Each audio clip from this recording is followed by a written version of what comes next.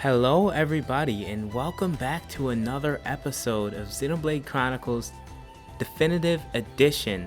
I am so excited. Last episode, we explored and we did a lot of quests. In this episode, we're gonna go into the cave and explore and see what's up with those ether cylinders. But before that, I did promise you guys something yesterday. Yes, ITT Showbiz, the extra T stands for extra talent, promised that I would smack a unique monster, and so I'm a man of my word. I will get right to that.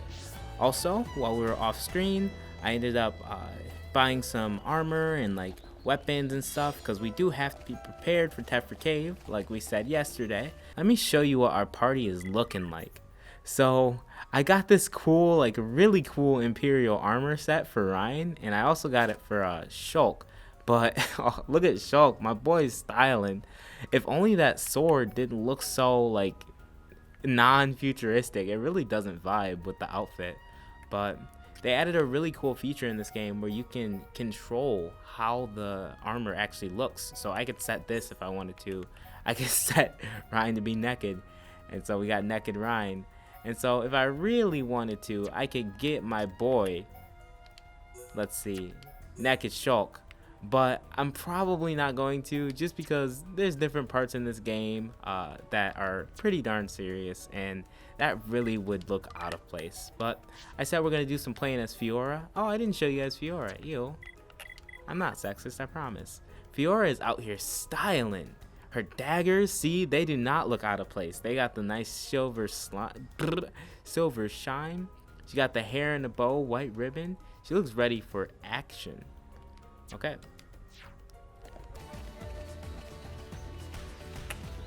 There it is right there. Evil Ragnarok. Well, Evil Ragnarok about to get the smoke. Good luck, everyone. I finally rigged this up so that I can hear it. So now I get the battle quotes, and it's awesome.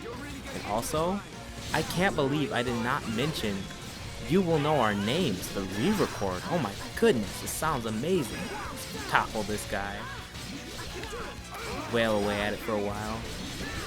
Yeah, if you go back on YouTube and listen to the original You Will Know Our Names, like, don't get me wrong, it's hype, but this version is like, it sounds so, like I said yesterday, it sounds so organic. I just like it. I vibe hardcore. So we complete that quest, and we just gotta finish killing that little hand bunnet. And what do we get from this chest? Give us something good. Just normal stuff. Okay, see you back at Tefra Cave. Okay, now that we're back, without further ado, let's head inside.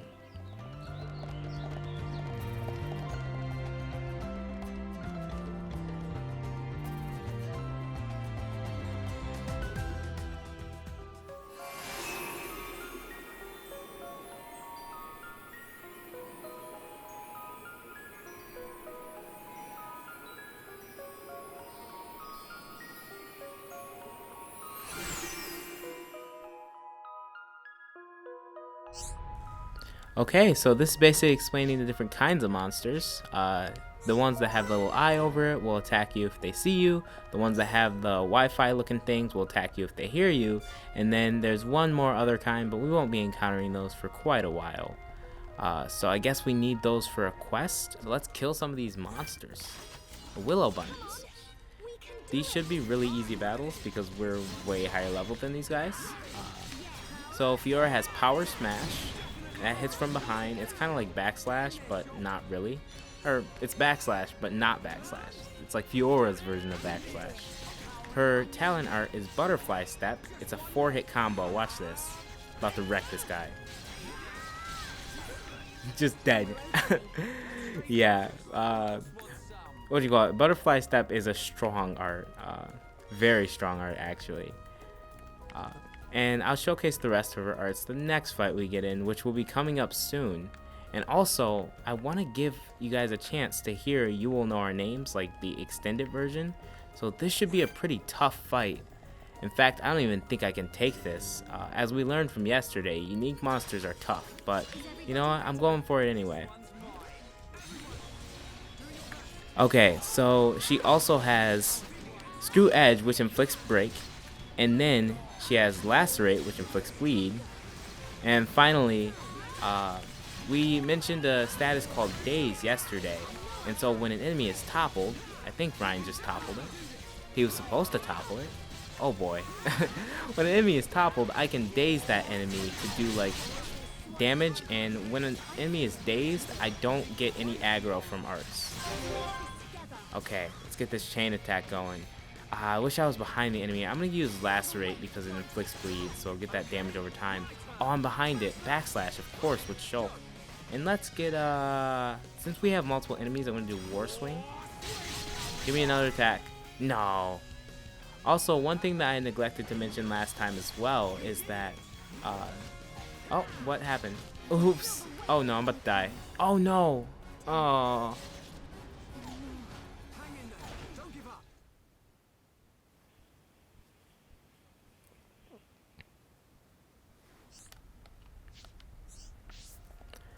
Okay, so I'm gonna stop dying. So I guess I'm just gonna not take super risky fights. That's probably the easiest way to not die. But one of the things that I wanted to mention is that when you do get incapacitated as the party leader, you can be revived as long as you have at least one segment of the party gauge. And so that's how that's kind of balanced out. And while we're here, I'm gonna kill a couple monsters. Okay, so here we have another unique monster, but this one's a little closer to our level, so this battle should be a lot easier. And since you already got in the feel for Fiora's arts, please enjoy the treat that is Dual Knowledge.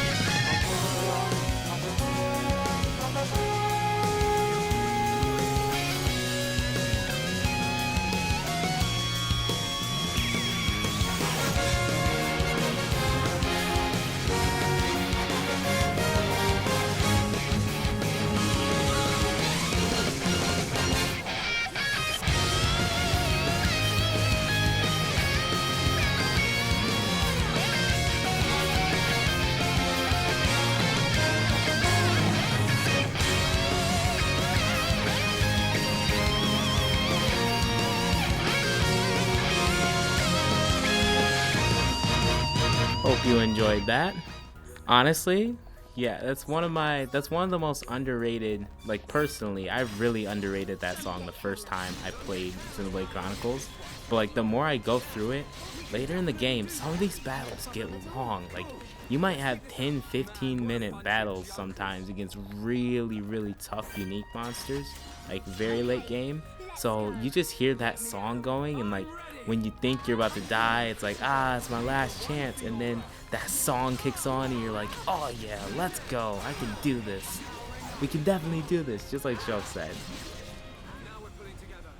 Okay, we completed that quest, and that's most of the monster quest, I believe, from Tephra Cave.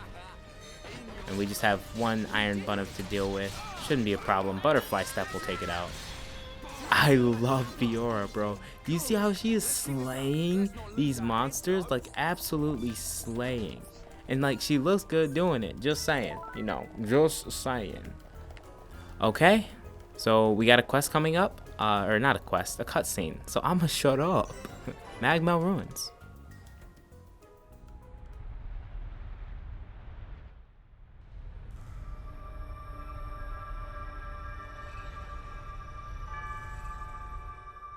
Are these the Magmel ruins? Haven't you been here before? Nope. The Defense Force often uses it for training, but I come here to do research. It's not really a place that people go. Not surprising. There are monsters around here that use Mechon parts as armor. Was this built by the Mechon? I don't think so. There's a path for people to get in, It might have been a vehicle of some kind. Like the Defense Force hover transports. A vehicle? But it's so big. It's amazing technology. I wonder what kind of people made it. I ain't got a clue. Let's keep moving. The ether cylinders are up ahead. Right.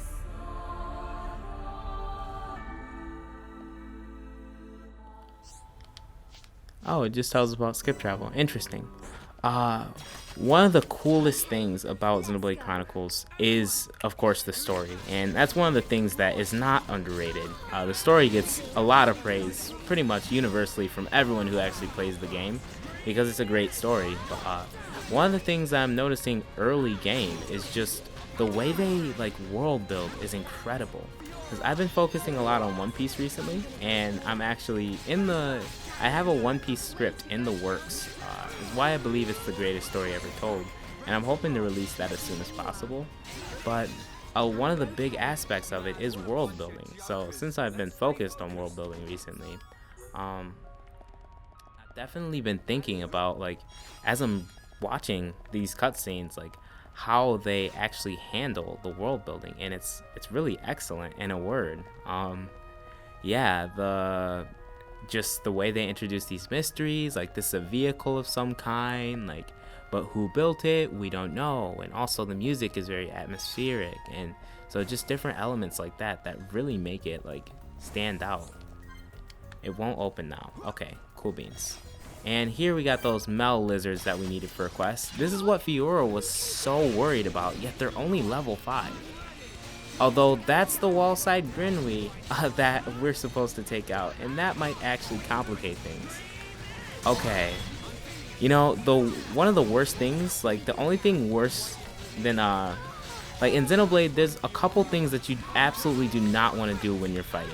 You don't want to fight alone. That's the absolute worst thing you can do in Xenoblade, fighting alone. It's the worst idea. I don't know if I can even use strong enough language to express how bad of an idea it is.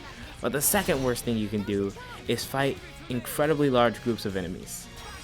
It's very, very not good, because the combat system is really not designed for several enemies. The reason being is the way agility works is agility is based on basically dodging attacks, and so the more enemies that come in, the more attacks that come in, which means that it's a lot harder to dodge that many attacks that come in at the same time.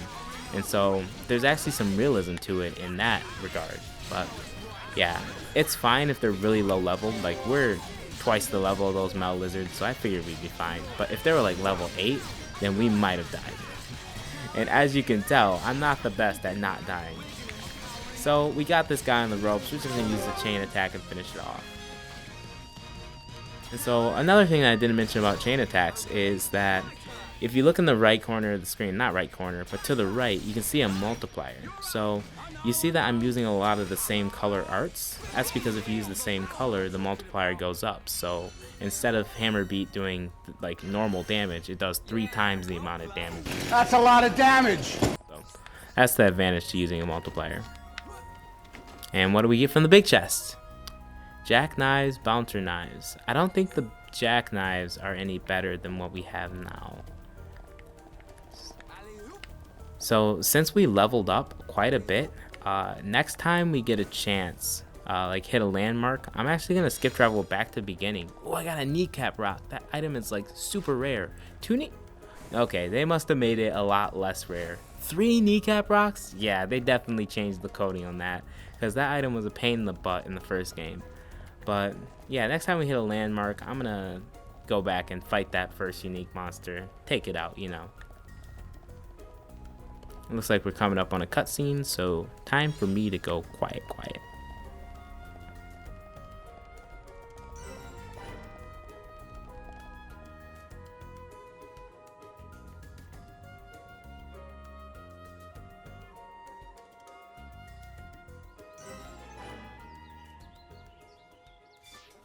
I was wrong, it wasn't a cutscene, it was just a transition. Also, I love the low res, the really low res background they gave us, coming out of there.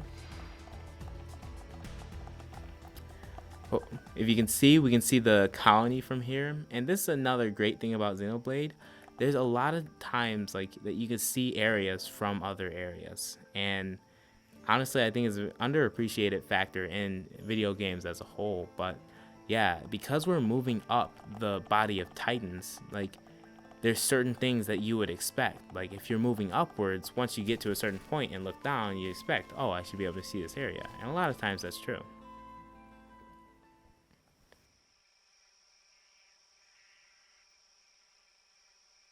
Right here. Thanks for the help, Shulk. I'll start collecting them up. You two hold on a sec. It's full of ether cylinders. Hey, why do we have to come all the way here to get them? Isn't there an ether cylinder fueling station in the colony? Well, refining the ether takes a long time down there, and sometimes cylinderization fails. And there are so many cylinders here for us already. It's more reliable than making them ourselves. Right. And Colony 9's anti-air batteries and mobile artillery are standardized for these cylinders, so they can be used straight away. I see. You know, this place is in good condition considering it's ancient. It might be that there's some form of technology being used to preserve it. It's just a shame we don't understand its secret. Shulk? But I'll solve it one day and show you. If it's just technology that someone created in the past, it's not incomprehensible. We'll come to understand it one day. Don't go trying too hard. We can come and get ether cylinders whenever we need them. Besides, it's a good place for Defense Force training. Yeah, so good that you didn't even want to come here without Shulk to back you up. Anyway, did you collect the cylinders? Yep, all done. Thanks. Just come by yourself from now on. Shh, be quiet. Are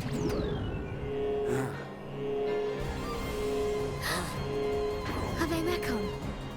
I don't know. But it looks like we'll have to destroy them. In that case, just leave them to me. Okay, we have strange ancient machines that come down. Let's see. Our weapons do normal damage, so they can't be Mechon, but we do not know what these are, and I remember having a lot of trouble with this the last gameplay I did. What they just introduced to us basically was the ability to switch targets, and this is advantageous in certain situations because as you can see, like that enemy got toppled, so I was able to, or I tried to daze it. I didn't actually get the daze off, but yeah, we're gonna use Butterfly Step and we're gonna break it one more time, and hopefully Ryan can get the topple and get the kill as well. His wild down might not have gotten cooldown yet. And also, we're going to use the chain attack to just finish this battle off. There's no reason not to. Fiora, are you okay? I'm fine. How about you? I'm alright. Thanks to you and Ryan. What on Bionis were those? I've never seen anything like them. Could they have been Mechon? No. I think they were something left by the civilization that built this vehicle. They didn't seem like Mechon to me. But why did they only show up now? I don't know. But they were probably built to protect this place. They might have been activated in response to something. But I don't think that something could have been us. Please, let's go back. I don't want to be here anymore. Me neither. And we've already got the ether cylinders. Huh? What's going on? Listen, what is that? That sound.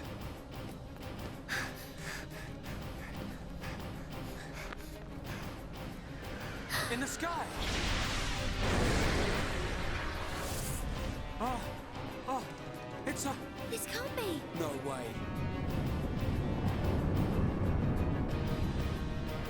Mechon! How?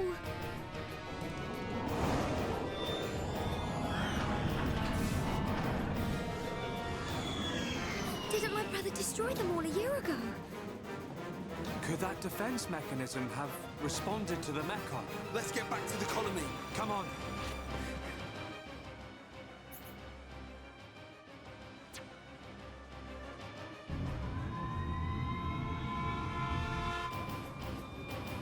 Hey, this siren, it sounds different.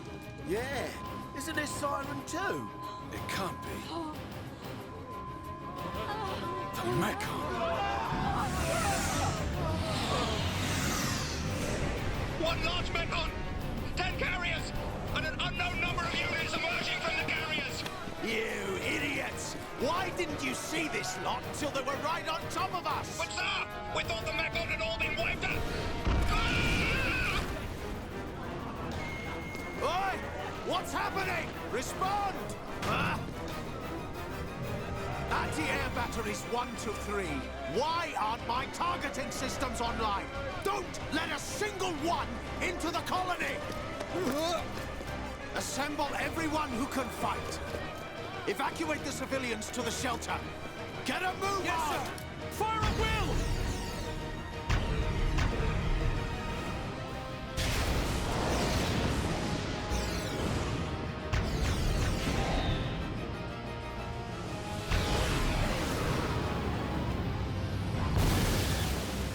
We got it!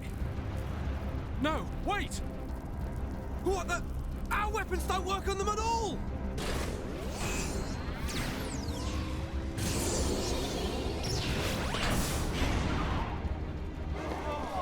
What type of Mechon is that?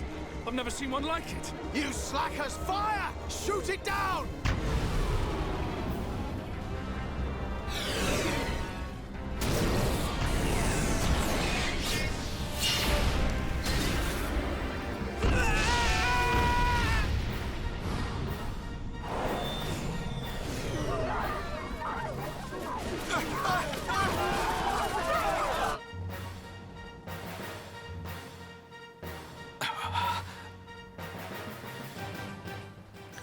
Wow, holy mackerel is my only response. We have to get back to the colony as soon as possible.